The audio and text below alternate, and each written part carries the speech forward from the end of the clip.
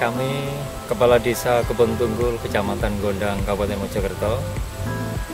Kami bersama dengan ITS Surabaya melakukan kerjasama terkait dengan ketahanan pangan, yaitu kita akan mencoba menanam jagung hibrida yang berkualitas yang akan didampingi sama ITS Surabaya. Tentunya lahan ini kami sediakan. Kami akan mencoba untuk desa kami dijadikan sebuah rujukan pembibitan baik untuk pakan ternak dan untuk kebutuhan yang lain. Intinya kerjasama pemerintahan desa dengan ITS ini senantiasa kami tunggu dan kita lanjutkan sejauh mana bila perlu nanti perlu dibangun pabrik di sini, kami siap untuk menyediakan lahannya juga.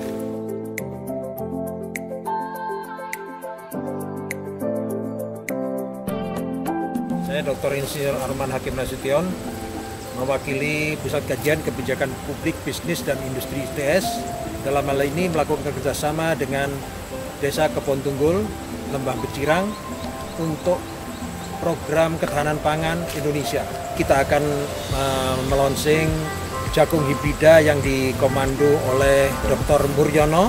Dan yang kedua, kita nanti akan juga melonsing padi dengan kapasitas untuk dipanen bisa 5 kali sampai 6 kali dalam setahun. Untuk hal ini kita butuh koordinasi, kerjasama, dan networking antara lain dengan Asosiasi Pengusaha Desa Indonesia.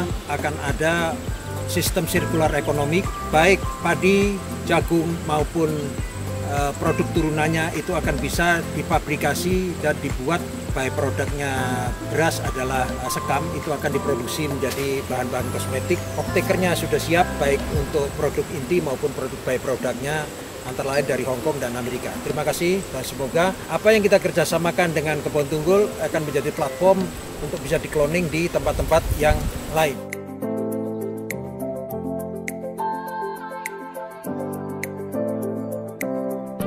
Sebelumnya perkenalkan nama saya Dr. Muhammad Muryono. Saya domainnya di biologi, ekologi, jadi lebih ke lingkungan ya. Jadi secara teknis kita terus-menerus melakukan sebuah upaya dalam menciptakan varietas baru. Dan salah satunya yang sekarang kami kenalkan adalah produk jagung hibrida, Tunas Karya 10 November 234.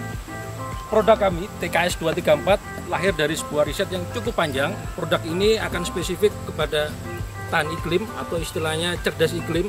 Selain dari tahan terhadap lingkungan tadi, terutama yang berkaitan kepada iklim yang cukup ekstrim, tahan kekeringan, tahan terhadap penyakit gulai. Jadi ini juga tahan terhadap gulai dan pastinya produktivitasnya tinggi. Secara teknis, lahan yang ada di Mojokerto ini lahan yang cukup kering. Jadi kalaupun kita ngomong Tegalan, ini akan sebagai spesifik dari kelebihan bibit ini, benih ini.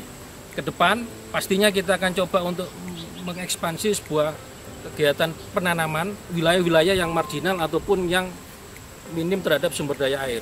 Dan tentunya benih-benih yang lain dalam pengkayaan sebagai bibit unggul, kita akan merakit lagi sebuah bibit unggul yang sesuai dengan kondisi alam setempat.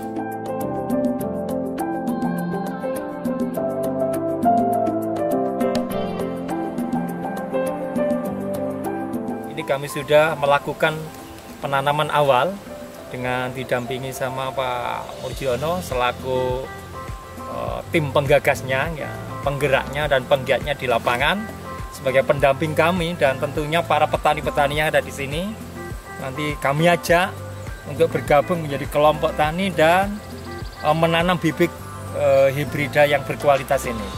Ya paling tidak nanti bibit kita yang kita tanam ini hasil panennya itu melimpah, warna bijinya juga bagus, kokoh juga dan tahan sama penyakit-penyakit putih itu. Insya Allah nanti ini yang diharapkan petani, karena hari ini petani juga melihat kondisi di lapangan banyak tanah-tanah di sini ini yang sakit. Mungkin dengan kita nanti menanam bibit hibrida yang unggul, yang berkualitas, yang hasil dari karya anak bangsa dari ITS ini, mudah-mudahan nanti akan menambah pendapatan, termasuk juga akan menambah perekonomian yang ada di desa.